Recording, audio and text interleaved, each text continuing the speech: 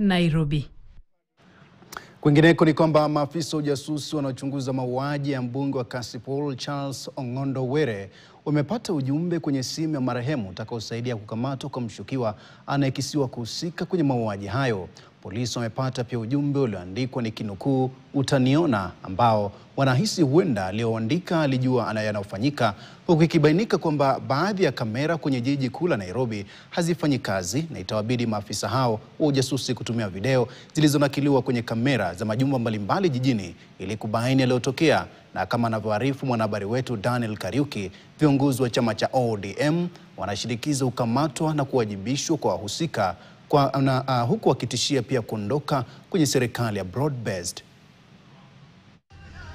Ujumbe kwenye simu ya marehemu Charles Ong'ondo Were, mbunge wa Kasipul, huenda ukawapa mwelekeo maafisa wanaoendesha uchunguzi wa mauaji yake.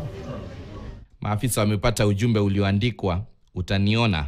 Ujumbe huu, makachero wakisema kuwa huenda labda aliyeutuma alihusika na kupanga njama kumwangamiza. Kufikia sasa, ingawa watu kadhaa wameandikisha taarifa, hakuna mshukiwa aliyekamatwa, na makachero wasema kuwa huenda aliyetuma ujumbe huu akakuwa mshukiwa wa kwanza kukamatwa.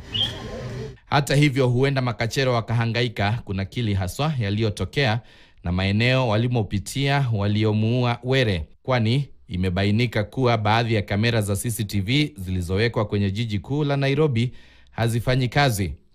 Kulingana na maafisa kadhaa tuliozungumza nao, kamera ilinakili gari la Were kwenye mzunguko wa Kenyatta Avenue kabla ya kuonekana kwenye barabara la Awings Kodhek, kabla ya kutoweka tena na baadaye Were kuuliwa kwenye mzunguko wa City.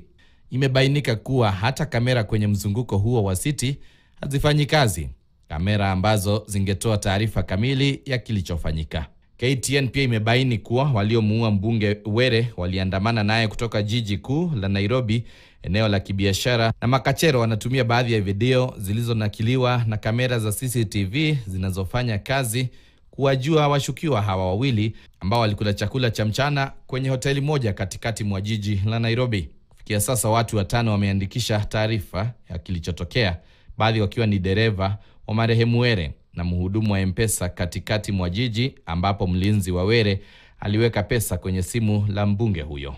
Haya najiri huku baadhi ya wabunge kutoka Homa Bay na wa ODM wakifika nyumbani kwa Were kumfariji mkewe, huku uchunguzi wa kilichomuua Were ukitarajiwa kufanyika Jumatatu.